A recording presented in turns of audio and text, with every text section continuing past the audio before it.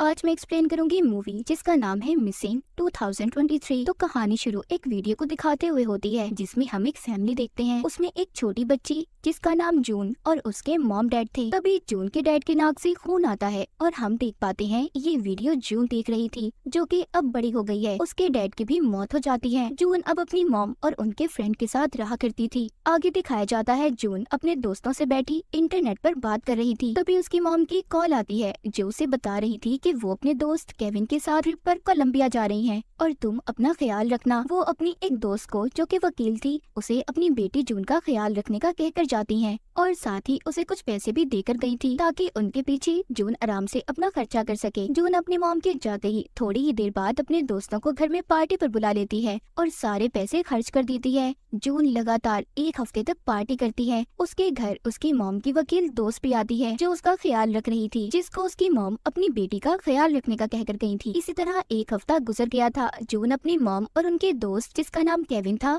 उन्हें एयरपोर्ट पर लेने जाती है, मगर काफी ज्यादा इंतजार करने के बाद जब केविन और उसकी मॉम नहीं आती तो जून अब थोड़ा डरने लगी थी। वो घर आकर अपनी मॉम और केविन को कॉल भी करती है मगर कोई भी फोन नहीं उठाता। अब जून कोलंबिया के उस होटल से राब्ता करती है जहाँ पर उसकी मॉम और केविन रुके थे, जहाँ से उसे ये पता चला था कि वो अपना सामान लिए बगैर ही वहाँ से चले गए। अब जून होटल वालों को ये मैसेज करती है कि आप प्लीज होटल के बाहर लगे कैमरास को देख सकते हैं, जिस बात पर होटल वाले उसे जवाब देते हैं कि इसके लिए आपको यहाँ पर आना होगा और वो भी 48 घंटों के अंदर अंदर। घबराई हुई जून ये सारी बातें अपनी मॉम की वकील दोस्त को बताती है, जिसके बाद वो कोलंबिया की एम्बेसी में जून की मॉम की लापता होने की रिपोर्ट लिखवाती हैं। जिसके कुछ दिन बाद जून को कोलंबिया के पुलिस इंस्पेक्टर की कॉल आई थी जो पूछते हैं तुम्हारी मॉम ने क्या तुम्हें कहीं और जाने का बताया था? पर जून को ऐसा कुछ भी उसकी मॉम ने नहीं बताया था और न ही वो इस बारे में कुछ जानती थी। जून अब इंटरनेट से ही कोलंबिया के टूरिस्ट की वीडियो देखती है जो लोग ट्रिप पर गए थे उनकी वीडियोस को देखती है। वो सोचती है कि शायद इसे इसकी मॉम का कुछ पता चल जाए, मगर उसे वहाँ से भी कुछ नहीं पता चलता। वो समझ गई थी कि इस मामले में पुलिस उसकी कोई मदद नहीं कर सकती, इसीलिए अब वो खुद ही इस केस के बारे में छानबीन करने का सोचती है। सबसे पहला काम वो कोलंबिया के एक खुफिया एजेंट को $8 में खरीद लेती है। पहले तो वो एजेंट उसका काम करने से मना कर देता है, पर जब वो उसे उसके बेटे की याद दिलवाती है जो कभी किसी बात को मना नहीं करता था तो वो एजेंट मान गया था। अब जून उससे कहती है कि तुम्हें उस होटल में जाकर वहाँ की रिकॉर्डिंग वीडियोस को लाना होगा जिस होटल में इसकी मॉम रुकी थी। वो एजेंट कहता है कि तुम अपनी मॉम और केविन के जीमेल अकाउंट को क्यों नहीं चेक करती, क्या पता तुम्हें वहाँ से कुछ इन्फॉर्मेशन मिल जाए। अब जून जब अपनी मॉम के जीमेल को खोलती है तो वो नहीं खुल रही थी और केविन की भी जीमेल उससे नहीं खुलती। तभी जून के घर उसकी दोस्त आती है। ये दोनों मिलकर किसी तरह केविन की जीमेल आईडी को खोल लेती हैं, जिसमें इन्हें पहली तस्वीर एक लड़की की मिली थी और जब ये थोड़ा और चेक करती है तो केविन ने अपनी आईडी में बहुत सी लड़कियों को ब्लॉक किया हुआ था, यानी कि वो उससे दोबारा कोई राब्ता न कर सके। और अजीब बात ये थी कि सभी लड़कियां उससे पैसे मांग रही थी। जून लड़कियों के मैसेज देखकर समझ गई थी कि केविन एक धोखेबाज आदमी है और हो सकता है उसकी मॉम को भी इसी ने किडनैप यानी अगवा किया हो। जिसके बाद खुफिया एजेंट भी दोबारा से जून से राब्ता करता है जो उसे बताता है कि उसे होटल से कोई वीडियो नहीं मिली, पर हाँ पता चला है तुम्हारी मॉम और केविन 19 तारीख को चले गए थे। जिसके बाद जून अब ये सारी बातें कोलंबिया की पुलिस को बताती है और उसे ये सारी इन्फॉर्मेशन जानकारी का इस्तेमाल करने का कहती है। तो पुलिस इंस्पेक्टर उसे केविन के बारे में बताते हैं कि वो 2 साल पहले जेल से आया था और साथ ही वो केविन की जीमेल भी उन्हें देने वाली थी, पर रुक जाती है क्योंकि इस काम से जून को भी जेल हो सकती थी। ये काम इलीगल था, यानी कि जैसे आपको पता है किसी के अकाउंट को हैक करना और उसका गलत इस्तेमाल या फिर किसी की इजाजत के बगैर उसकी सोशल मीडिया का इस्तेमाल करना, ये साइबर क्राइम है जिससे आपको जेल भी हो सकती है। तो इसीलिए जून ने भी ऐसा नहीं किया था, मगर अब किसी भी तरह उसे अपनी मॉम को ढूंढना था। जून को केविन की एक खुफिया जगह का भी पता चला था जो शहर से दूर सुनसान जगह पर थी। उस जगह से उसे एक आदमी के बारे में भी पता चलता है। जब जून उसे कॉल करती है तो उस आदमी से उसे ये पता चला था कि केविन उसका दोस्त है और वो जेल में ही दोस्त बने थे। वो उस आदमी से अपनी मॉम के बारे में भी पूछती है तो वो आदमी कहता है कि हाँ केविन ने मुझे बताया था कि वो एक औरत से बहुत प्यार करता है और वो उसी के लिए खुद को अच्छा बना रहा है। ये सब सुनकर जून उसका फोन काट देती है। जिसके बाद जून को खुफिया एजेंट की वीडियो कॉल आती है जिसको एक लॉक ताला मिला था। वो कहता है पता नहीं केविन ने इस ताले को क्यों खरीदा था। जून को कुछ समझ नहीं आती। जिसके बाद वो कोलंबिया की एक जगह के बारे में सर्च करती है जहाँ पर उसे एक ऐसी ही जगह के बारे में पता चला था। उधर सब प्यार करने वाले तालों को बांध कर आते थे। उन्हें वहाँ पर एक ताला भी मिला था जिसके ऊपर केविन और उसकी मॉम का नाम लिखा हुआ था। अब जून दोबारा से ट्रिप की वीडियो को देखती है जिसमें उसे एक वीडियो में केविन नजर आया था जो उसकी मॉम को प्रपोज कर रहा था, पर उस वीडियो में उसकी मॉम का चेहरा साफ नहीं था। वीडियो में दोनों बहुत खुश थे, पर जब वो रोड से गुजर रहे थे तो एक गाड़ी से कुछ गुंडे निकलते हैं जो उसकी मॉम और केविन को उठाकर गाड़ी में बिठाकर ले जाते हैं। ये सब देखकर जून बहुत डर गई थी। तभी उसके खुफिया एजेंट की भी कॉल आती है। वो अब इन सब के बारे में उसे बताती है। जून बहुत रो रही थी। वो कहती है मैं अपने डैड को पहले ही खो चुकी हूँ, पर अब मैं अपनी मॉम को नहीं खोना चाहती। वो एजेंट कहता है मैंने भी एक एक्सीडेंट में अपनी बीवी को खो दिया था जिसका मुझे आज तक अफसोस है, और तुम्हें मैं अपनी बेटी मानता हूँ। तुम फिक्र नहीं करो, तुम्हारी मॉम को कुछ नहीं होगा, हम उन्हें ढूंढ लेंगे। अब जून वीडियोस को दोबारा देखती है। जब वो गौर करती है तो केविन ने अपनी आईडी पर जिन तस्वीरों को पोस्ट किया था उन सब में उसकी मॉम का चेहरा साफ नहीं था। गौर से देखने पर पता चलता है कि केविन तो उसकी मॉम के साथ ट्रिप पर गया ही नहीं था, यानी कि तस्वीरों में दिखने वाली औरत उसकी मॉम नहीं थी। वो तो उसके साथ गया था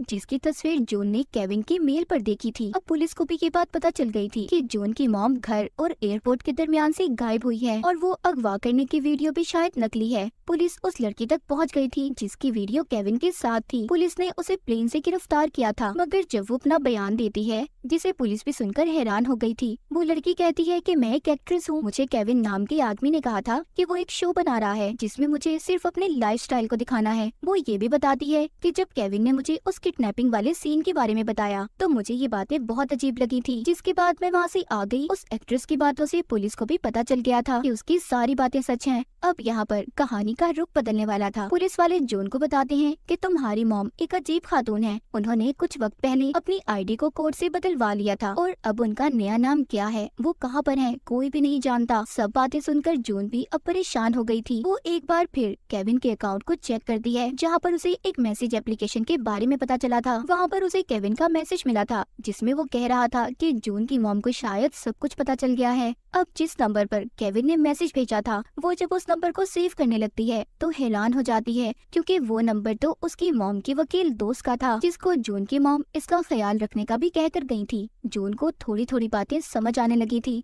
वो अपनी दोस्त की दी हुई घड़ी पहनकर मॉम की वकील दोस्त के घर जाती है। वहाँ जाकर उसे अपनी मॉम की दोस्त की लाश मिली थी, मतलब उसका किसी ने खून कर दिया था। कोई चाहता ही नहीं था कि जून अपनी मॉम तक पहुँच पाए। उसकी मॉम का केस एक बार फिर फंस चुका था। पुलिस इंस्पेक्टर जून से कहते हैं कि तुम्हारे पहुंचने से कुछ देर पहले ही तुम्हारी मॉम की दोस्त को किसी ने मार दिया। छानबीन करने पर उन्हें पता चलता है कि जून की मॉम की दोस्त केविन के साथ नहीं मिली हुई थी, बल्कि केविन उल्टा उन्हें ब्लैकमेल कर रहा था। पुलिस इंस्पेक्टर उससे कहते हैं कि जून अब तुम्हारी जान को भी खतरा हो सकता है। तुम नहीं जानती तुम्हारी मॉम की दोस्त को किसने मारा, केविन ने या फिर किसी और ने। फिलहाल हमारे पास कोई सबूत नहीं है, तुम्हें अपना ख्याल रखना होगा। इसके बाद हमें दिखाया जाता है कि किसी ने जून के लैपटॉप को हैक कर लिया है, यानी कि अपने कंट्रोल में, और वो इंसान जो भी था वो शुरू से ही उसके लैपटॉप से जून पर नजर रख रहा था, जिसका मतलब केविन अकेला नहीं था, उसका साथ कोई और भी दे रहा था या फिर कोई उससे ये सारे काम करवा रहा था। अब किसी न किसी तरह बहुत ज्यादा कोशिश के बाद जून ने अपनी मॉम के जीमेल को खोल लिया था, जिसमें उसे पहला मैसेज ये मिलता है, ग्रेस मैंने तुम्हें ढूंढ ही लिया। ग्रेस यानी कि जून की मॉम का नाम था। शायद ये उसी इंसान का मैसेज था जिसके लिए या फिर जिसके साथ केविन मिलकर काम कर रहा था। जून को केविन के बारे में ये भी पता चलता है कि कुछ वक्त पहले उसने उस आदमी के घर में कैमरास को भी लगवाया था जिसके लिए वो काम कर रहा था। जून अब उन कैमरा को हैक कर लेती है, जिससे उसे पता चलता है कि ये तो उसी का घर था जिसमें वो बचपन में रहा करती थी, वही घर जो हमने कहानी के शुरू में वीडियो में देखा था।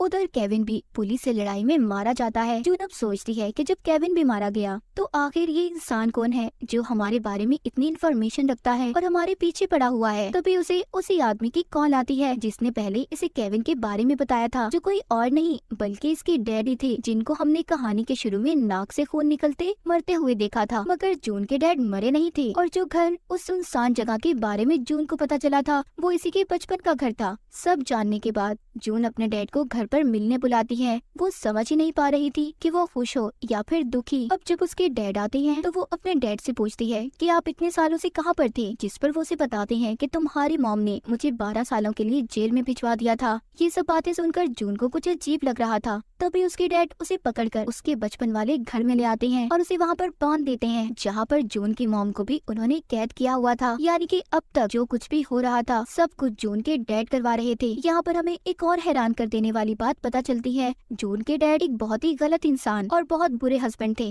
वो जून की मॉम को मारते और उनसे गलत काम करने का कहते थे। इन सब चीजों से तंग आकर जून की मॉम ने उसके डैड के खिलाफ पुलिस में रिपोर्ट दर्ज करवा दी, जिस वजह से उसे 12 साल की सजा हुई। जून की मॉम ने अपनी दोस्त की मदद से, जो एक वकील थी, उनसे अपनी आईडी, नाम और जून के डैड की मौत के नकली कागजात को भी बनवा लिया था, ताकि उसका हस्बैंड उसे कभी न ढूंढ पाए और वो एक अच्छी जिंदगी गुजार सके। पर उसके हस्बैंड ने उसे ढूंढ लिया। केविन उसे जेल में मिला था। वो दोनों अच्छे दोस्त बन गए। मतलब सारा प्लान जून के डैड का था। अब वो जून की मॉम से अपना बदला लेना चाहते थे, इसीलिए वो उसकी मॉम से कहते हैं कि मैं तुम्हें अब मार दूंगा। इससे पहले उन्हें किसी की लाश को दफनाने जाना था। जब जून के डैड वहाँ से चले गए थे तो इसी बीच वो अपने हाथों की रस्सी को वहाँ पर पड़े कांच के टुकड़े से काट लेती है और अपनी मॉम को भी छुड़वा लेती है। जून ने अभी भी अपने हाथ में अपनी दोस्त की दी हुई स्मार्ट वॉच घड़ी पहनी हुई थी। वो उसकी मदद से अपने एजेंट को कॉल करती है और अपनी लोकेशन को ट्रेस करने का कहती है। इतनी ही देर में उसके डैड वहाँ पर आ गए थे, जो उसकी मॉम पर गोली चला देते हैं, जिससे वो जख्मी हो गई थी। यहाँ पर वो ये भी देखते हैं कि जून ने अपने हाथों की रस्सियों को खोल लिया है, इसीलिए वो उसे दोबारा बांध देते हैं। तभी जून की मॉम वहाँ पर पड़े कांच के टुकड़े को उठाकर जून के डैड के गले में मार देती है, जिससे